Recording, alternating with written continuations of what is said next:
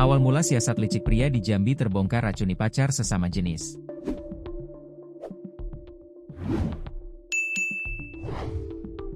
Awal mula siasat licik pria di Jambi terbongkar telah meracuni pacar sesama jenis hingga meninggal dunia. Kejelian polisi akhirnya bisa mengungkap kematian tak wajar seorang pria di Kecamatan Jelutung, Kota Jambi, Jambi berinisial RH, 23.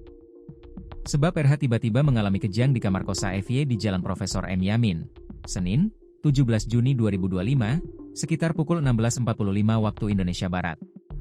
Mengetahui kondisi RH, AFY langsung menghubungi ambulans dan membawa korban ke RS Baitur Rahim. Namun, setibanya di IGD rumah sakit, RH mengembuskan napas terakhir. Setelah ditelusuri, rupanya kematian RH sudah direncanakan oleh AFY yang ternyata kekasih korban. Pihak kepolisian telah menetapkan AFY sebagai tersangka. Kasat Reskrim, Kompol Hendra, mengatakan pelaku diduga sudah merencanakan niat jahatnya itu. Pelaku pun dijerat pasal 340 KUHP tentang pembunuhan berencana, dengan ancaman hukuman mati.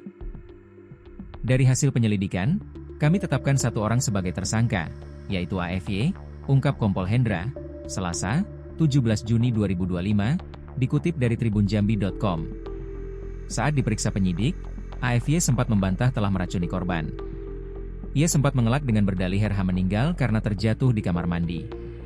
Pelaku menyebut korban baru saja meminum obat kuat yang dicampur dalam kopi, lalu terjatuh, kata Kapolsek Jelutung, Ibtu Hairul Usman, Rabu, 18 Juni 2025, dilansir kompas.com. Kejadian itu membuat polisi curiga lantaran tidak ditemukan tanda-tanda kekerasan pada tubuh korban.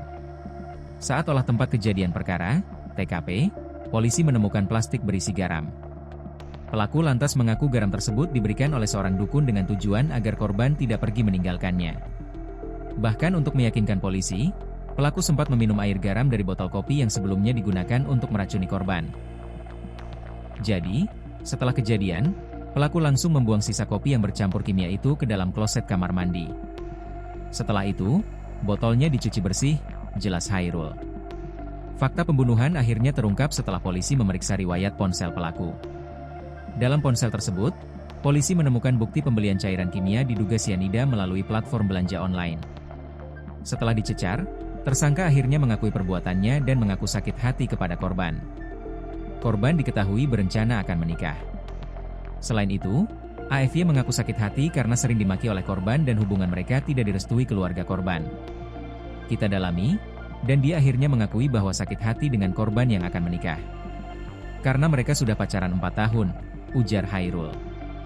Pelaku mencampurkan kalium CN ke dalam minuman korban. Korban dan pelaku sama-sama berasal dari Pulau Kijang, Kecamatan Reteh, Kabupaten Indragiri Hilir, Provinsi Riau. Mereka diketahui tinggal sementara di Jambi.